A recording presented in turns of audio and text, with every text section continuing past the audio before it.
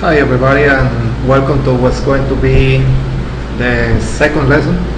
It's going to be like an introductory lesson for your new workbook.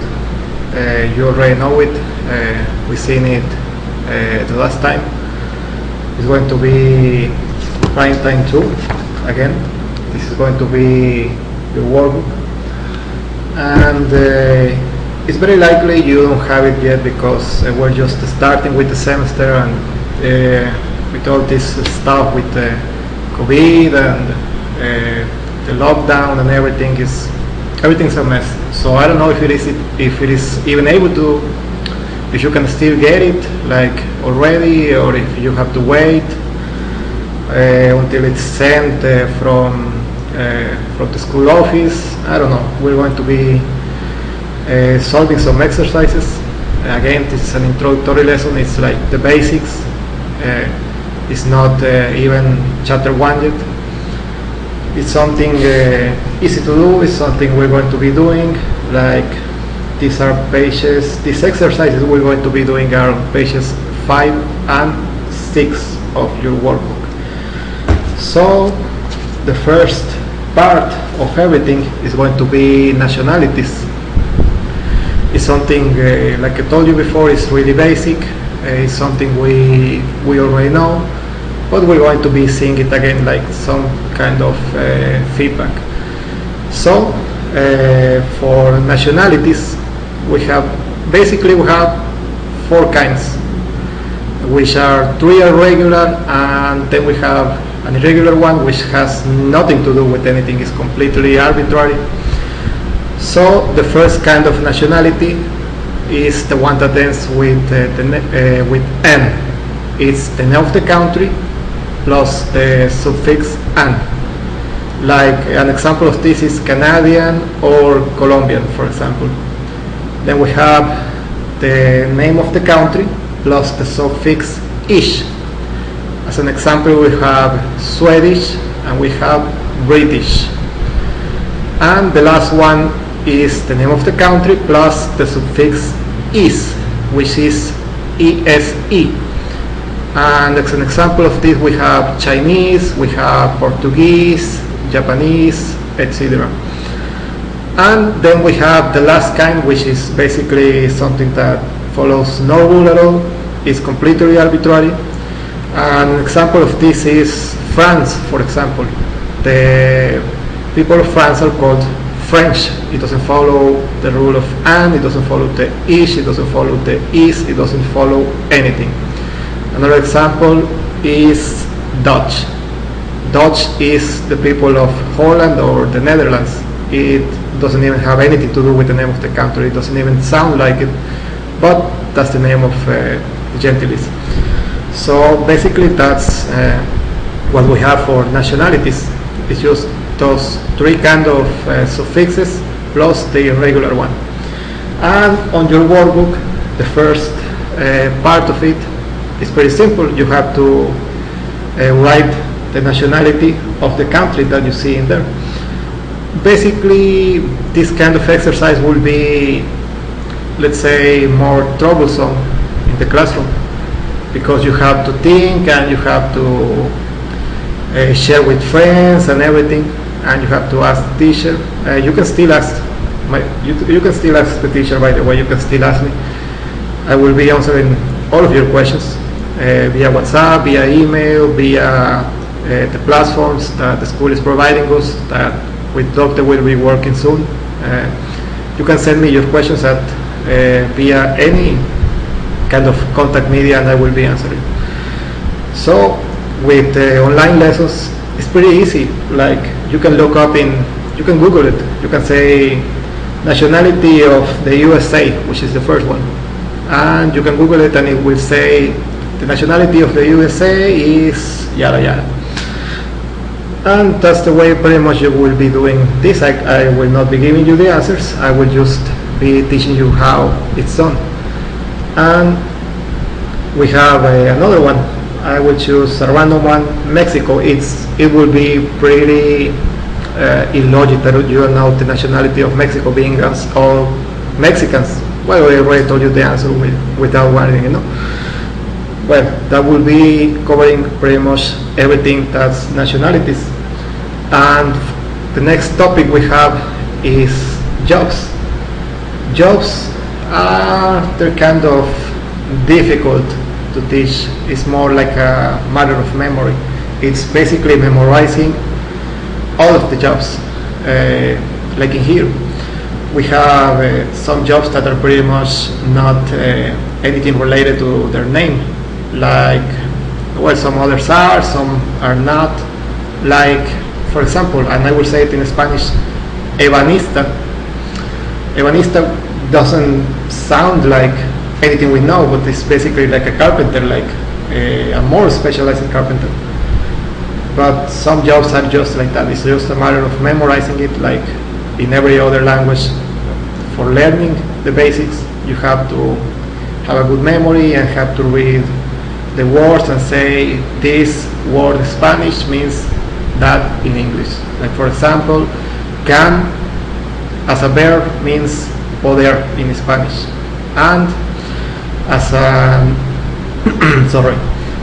and as a noun it means lata, which if we don't memorize it, if we don't read, if we don't study English, we're never going to guess what it means. It's just a matter of studying, memorizing, practicing, memorizing again, and memorizing, and working over and over and over on the same thing.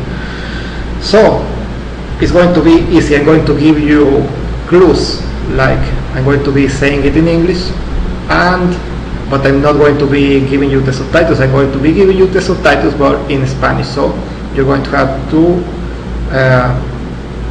options for it. I'm going to give you two options for each of these, and I'm going to be sending you the pages of the book so you can solve it at home. Don't worry.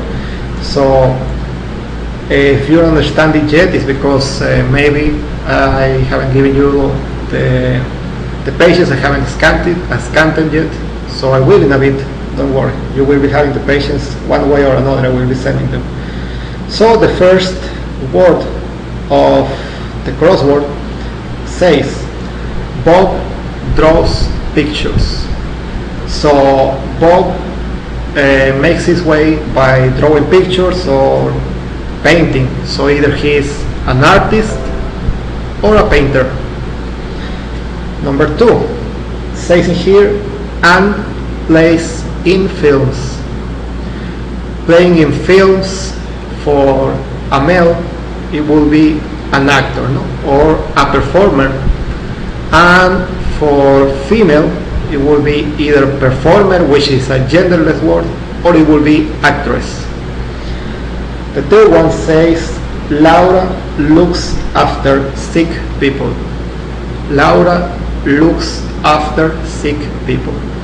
She doesn't prescribe the medications. She doesn't do any kind of other job. She looks after them. So the person that actually prescribes them is a doctor, but the person that is looking after them is a nurse. Whether it is male or female, they are nurses. 4.1 James writes novels. So depending on James' specialization, if he only writes novels, he's a novelist.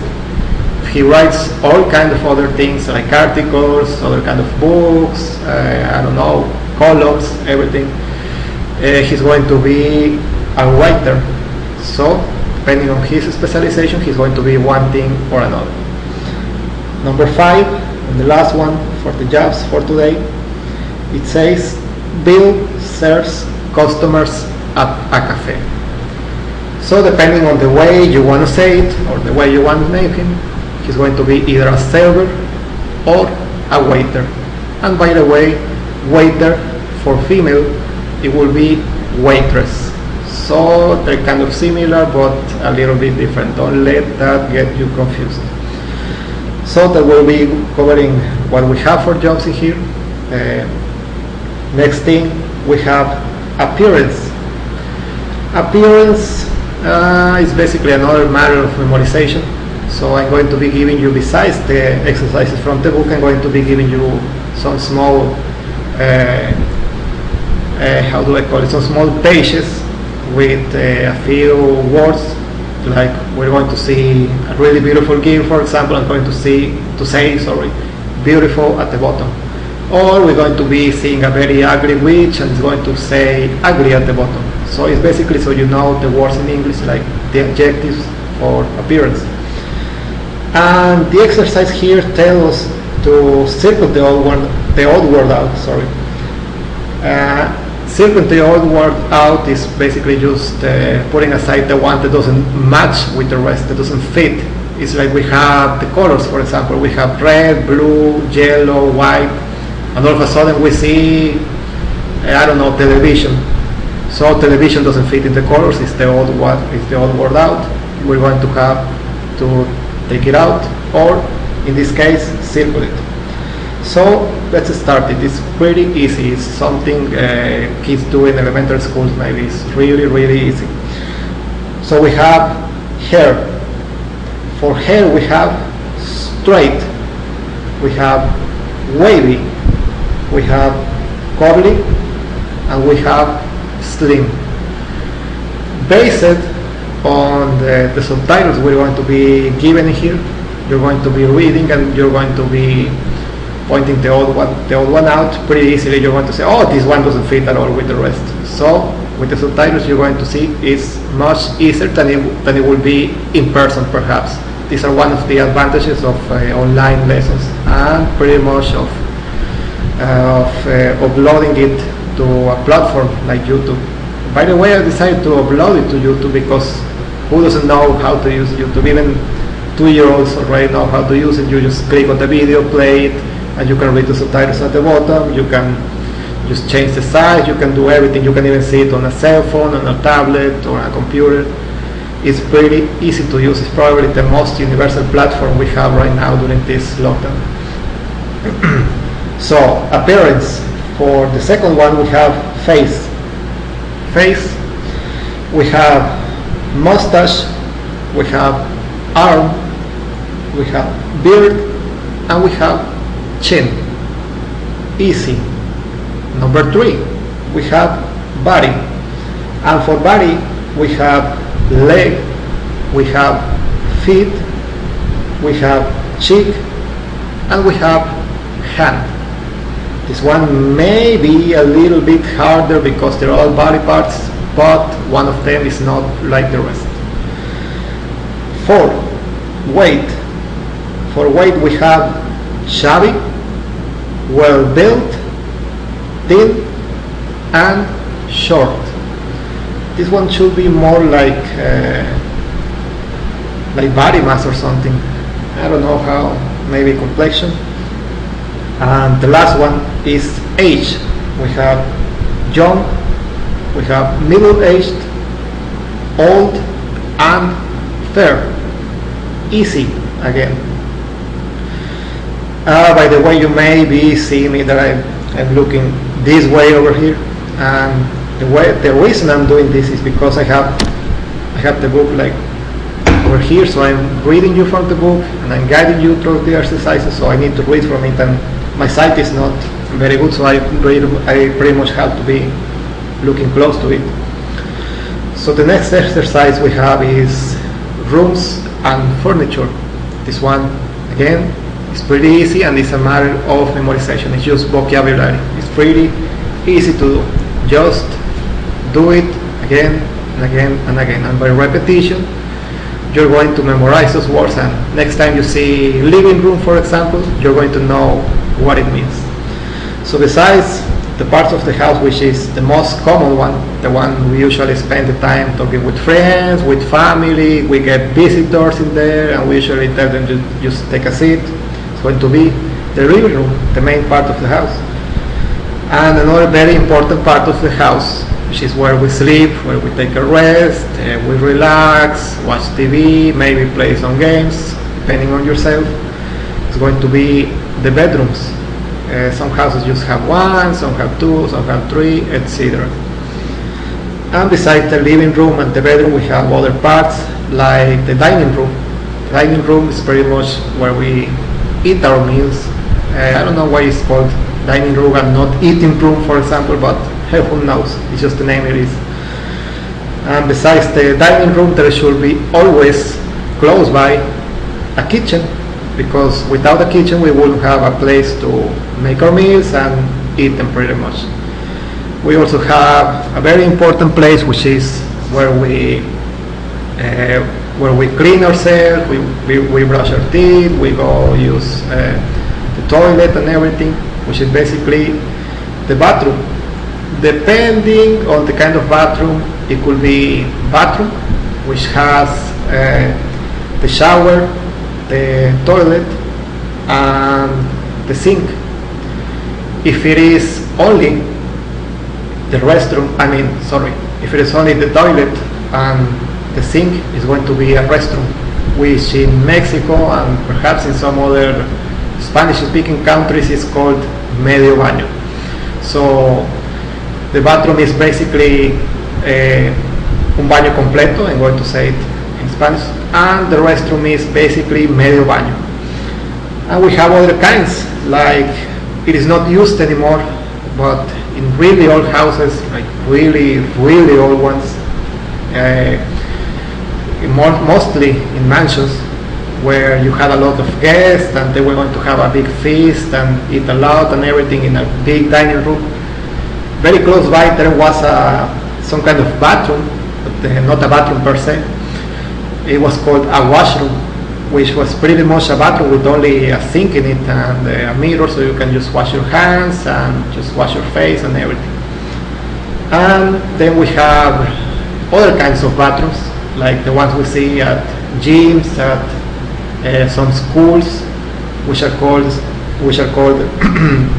pretty much only the showers, because they use the common shower heads where people just they do the shower and they just clean themselves. And the last one we have is the stalls, which are pretty much public restrooms.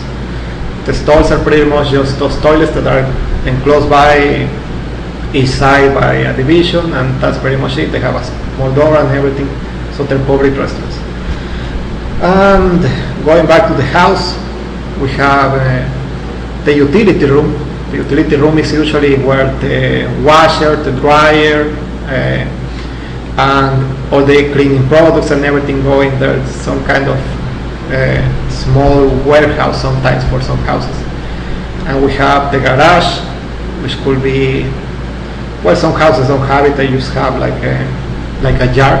That's another part of the house, by the way, the front yard and the backyard.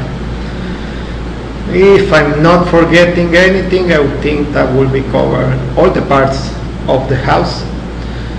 So for the exercise, it says what is or what are there in the living room. So we have a lot of different furniture, objects, and all kinds of items in there. It is easy. You're just going to say there is, for example, a sofa in the living room, or there is a television in the living room. There is not in the picture, but it's just an example, so you can know how to do it. It's pretty easy. And number 5, we have daily routines. For daily routines, it's going to be a little bit more complicated. Let me make a small pause in here, and I'm going to be continuing on this in a bit. Okay, so after this small break, going back to daily routines, we have the first one. It says a space and it says up. I'm going to be helping you with the first two ones because they have auxiliaries. They have the verb get and they have the verb have as an auxiliary. So the first one will be the verb get. It will be get up. Get is usually, it means in Spanish conseguir, but in this case it's used as an auxiliary. So for this case we're going to be able to get up, pretty much literally, because we will be laying down in a horizontal position. We will be in our beds, for example, or in a sofa resting, and we have to do like we have to get up from it. So we're levantándonos, like we say in Spanish. And there is also get down, which will be moving down, because we will be agachándonos in Spanish. So basically the verb get is used as an auxiliary in this case. And on the case of the second one that says breakfast, lunch and dinner, it has another auxiliary verb, and it is have. Have in Spanish is tener, but tener desayuno or tener comida or tener cena, it doesn't sound very well, does it? So the literal translation doesn't apply in this case. So we have to do like a conversion. We have to do some thinking, and tener desayuno will be desayunar in Spanish, and tener comida, comer, tener cena, cenar. And that's pretty much the only two that will be having auxiliaries. The rest are taken like literal verbs. So we have to school and to bed.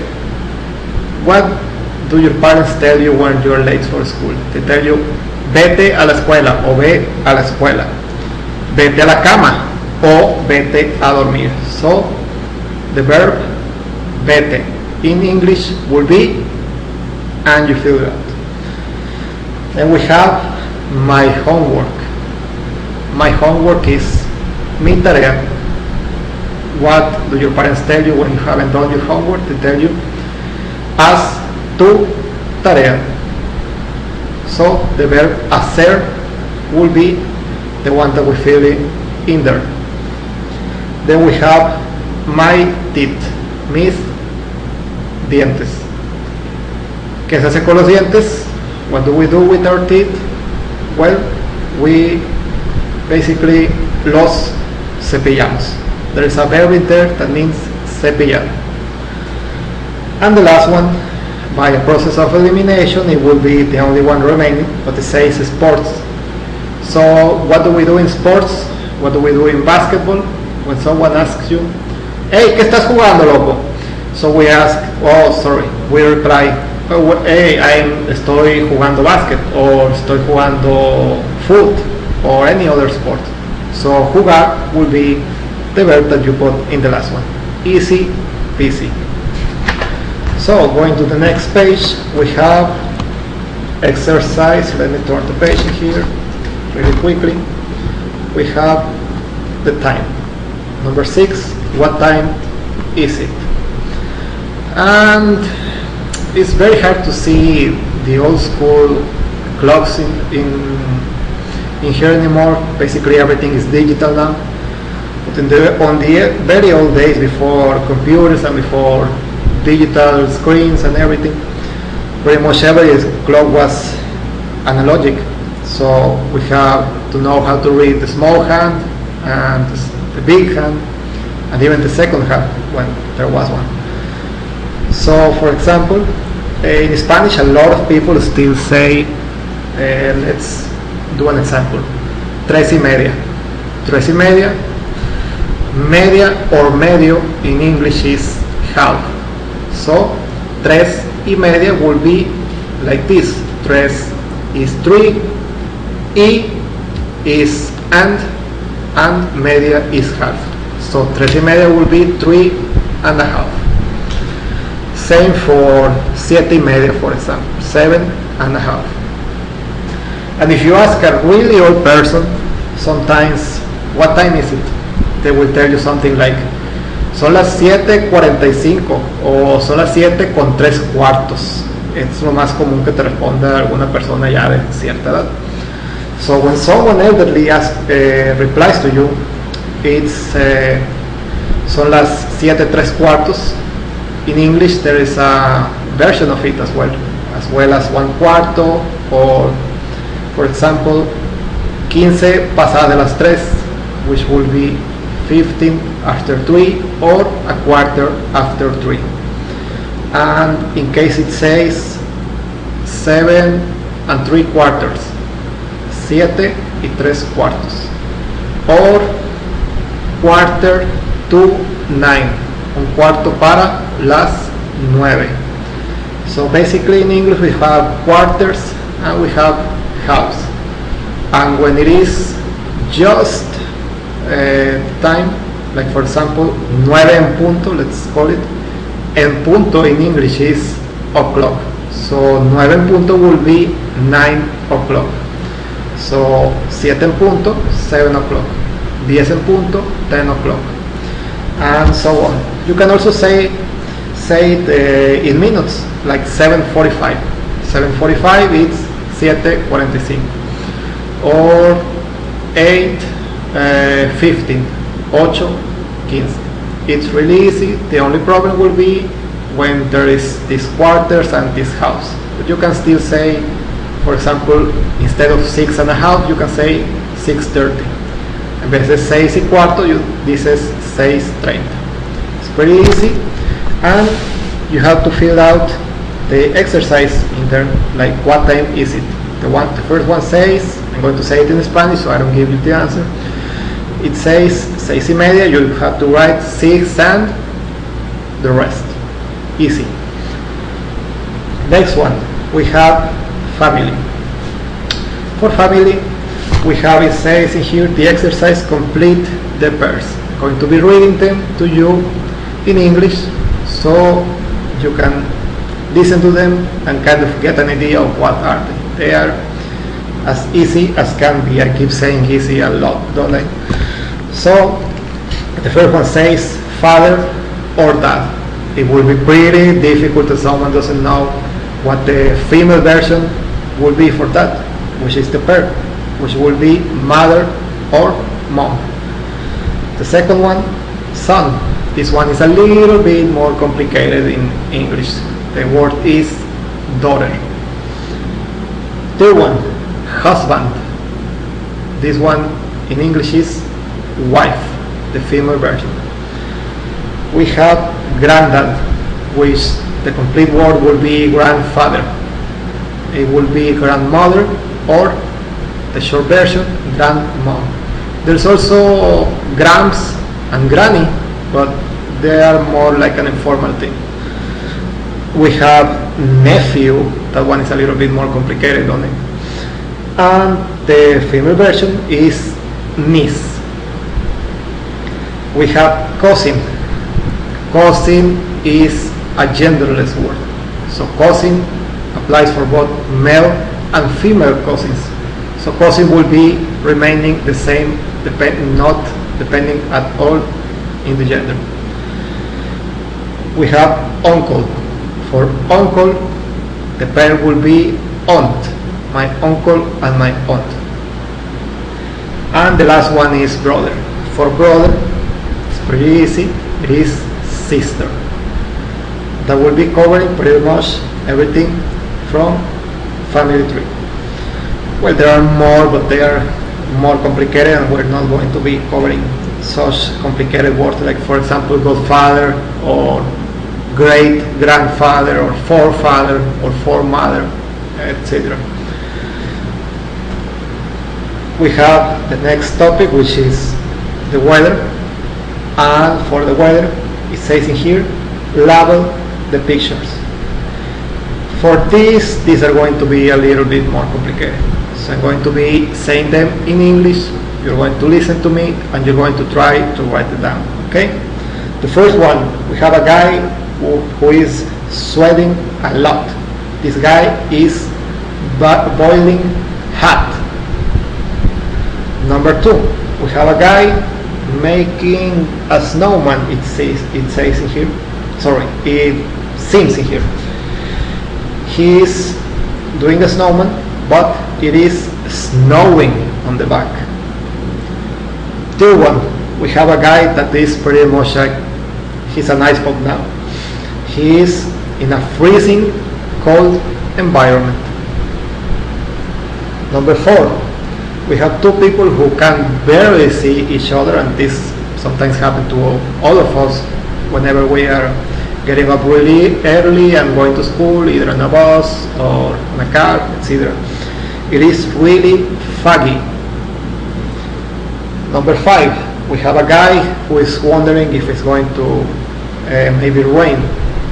It is maybe going to rain, maybe not, but it is cloudy. Number 7, we have a girl who is walking against the wind, and that is your first clue. It is windy. And the last one, we have a girl with an umbrella. It is raining, and it is raining a lot, it seems. And that will be covering pretty much everything for today. We have exercises 9 and 10, which I'm going to leave you as a homework. You can Google them, they're pretty easy to do. It's nothing extraordinary. You can do them maybe in 5 to 10 minutes. With the help of Google, like I told you before, and the internet and all this information technology, we can do things we couldn't do in the classroom or in the very old days as easy as we do them before. So exercises 9 and 10 are going to be your homework. I'm going to be scanning these pages in a bit because I doubt anyone has the budget because of this wall contingents, like I say at the beginning of the video. So for now we're going to be sticking to doing the exercises. You can print them out, or you can fill them out on a computer in an image editor. So we're going to be seeing how to do them, but they're going to be solved at at any cost. So that will be everything for today, and see you soon.